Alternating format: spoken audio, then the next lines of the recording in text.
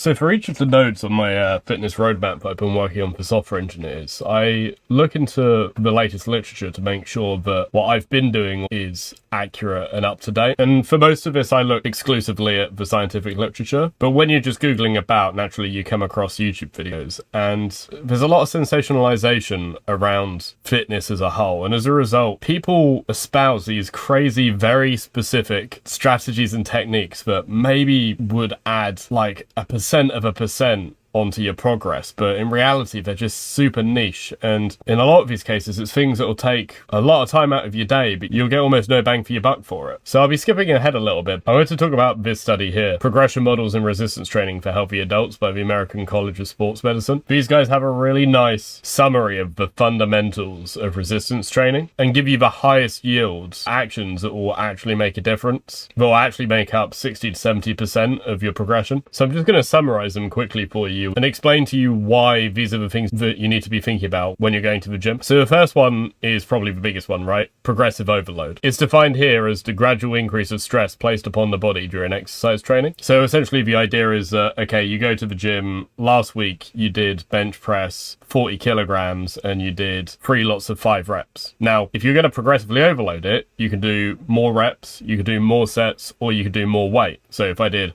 3 sets of 5 reps of 42 kilograms, I've increased the stress. But equally, if I do 3 sets of 6 reps or 4 sets of 5 reps, these are all increasing the amount of work and stress that I'm doing. Now, it might sound obvious if you've watched maybe my fundamentals video or other content on YouTube that this is how you progress in the gym. Like, resistance training is always going for that personal best. But if you're somebody who's been going to the gym for a long period of time, you know how easy it is to become complacent with your workouts. You get used to doing the same kind of exercises. You just go in and do what feels right, but that's where you end up losing months of potential progress, because when you stop writing down, when you think, oh, I don't need to write this down, I remember how much weight I do, or I don't need to track how much weight I'm doing, I know if it feels hard that that's enough, you're not going to be as motivated and you're not going to remember. You're going to show up to the gym, you're going to do significantly less than what you did last time because you've got no frame of reference, no hard number to look at and be like, oh, I did 3 sets of 5 reps of that weight, I need to do more today. And that complacency of not writing it down will be the number one thing that kills your gains, because it's highlighted in this study as the most effective lever that you have for improving your resistance training. And this is for both strength and size. So regardless of which you're going for, progressive overload needs to be prioritized. So you need to be thinking, if you're thinking of getting into fitness or currently in fitness, am I tracking what I'm doing and is that number going up? So the next thing I want to talk about is maybe again on its face value, an obvious one, but something that people get caught up with. The recommendation for training frequency for a novice is 2 to 3 days a week. Now, there are good studies coming out at the minute that the more volume you can do, actually, the better, so long as you're getting enough rest time. But it speaks to the difference between those newbie gains against an advanced trainer who really has to push the volume up in order to get that same growth. Probably to be safe, you'd want to hit the upper end of these, because 3 days a week really isn't that much of an ask for strength training. If you're paying for a gym membership, you probably want to get your value for money, right? But as far as frequency goes, I think that a lot of people are intimidated by starting their gym routines because they think, if I need progress, I need to be like Arnold Schwarzenegger going twice a day, 5 days a week to get any noticeable gains. But that's just not the case. You can see outstanding progress there's a great video by Jeff Nippard where he shows that you can get 80% of the gains doing 2 45-minute workouts a week if you're a complete beginner. The minimum effective dose is very low, and considering that most people are doing no resistance training, just 2 days a week is going to take you into the top 20% of people. And even if you're having a hard week, just that 1 day is going to maintain what you've got. The hard part is growing. Once you've got it, keeping it is easy. You can do a lot less training to maintain what you have. So don't just assume, I can only go once this week, I may as well just take the whole week off. No. Do that 1 day, because it's going to help maintain that progress that you've made. You don't want to be the person that makes a bunch of gains, falls back to where they started, and then has to climb the hill again. So even if you're somebody who's picked up a 4-day-a-week program, and you realize, this week I'm only going to be able to do 2 days. No, that actually it's still going to be quite effective.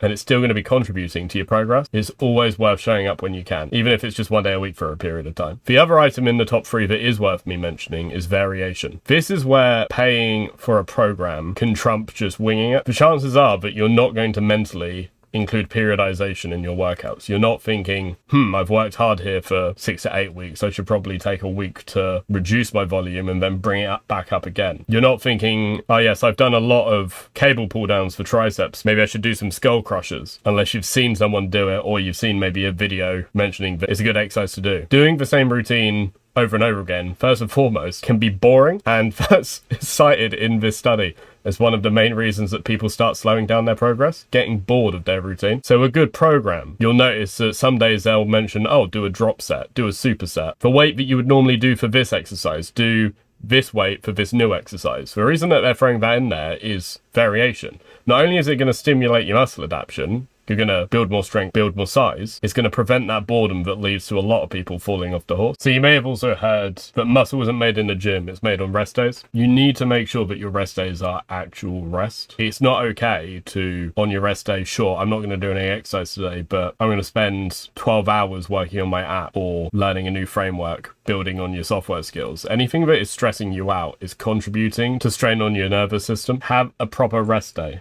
Actually have maybe Sunday to do as little as you can. Things that relax you, things that make you feel better as opposed to things that make you feel worse. You'll have some people who say, oh, if I go in the sauna, it just, I find it really difficult and I come out feeling like that was hard work. Then the sauna will not count as recovery for you. There are some people who get in the sauna and come out saying that they feel like all of the stress of the week has disappeared. Find the things that relax you and do those things on your rest day, because it's going to improve your ability to work harder on your working day. Overtraining is essentially burnout. You're going to reach a point where the world's going to get really, really difficult because you're not resting enough. It's sleep, it's rest days, and it's also, hopefully we're using a proper program, not doing back-to-back workouts day after day that hit the same muscle groups. If you're doing biceps on a Monday, you probably shouldn't be doing biceps again on a Tuesday. They need time to rest. Right, so lastly, compound exercises. You might notice in some of the programs that you've looked at that people always put squats, deadlifts, bench press right at the beginning, because that's when you have the most capacity to work hard. The multiple joint exercises allow you to put more loads on the weaker muscles because they're compensated by the stronger muscles. So you're able to lift more,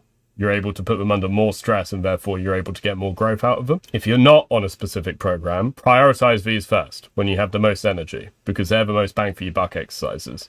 And if you are on a program that does what I just said, understand that the reason that they're there at the beginning is because you really want to be pushing your intensity on those. You want to be getting to within those 2-3 reps of failure. These are the exercises that are really going to push your progress. So with those principles in mind, I just wanted to mention that I'm getting closer on completing my own fitness app that will help you program your diet and your exercises in such a way that you get into a bulk and cut cycle where your body fat is fluctuating between 12 and 18 and your weight hopefully is going up over time, but that's muscle. Fat-free mass index, so you can see here a little bit of tracking as I've been testing on myself. And the idea will be that before you go food shopping, you can pick how many days that you're planning on making food for, and it will do all the calorie calculations and protein calculations for you.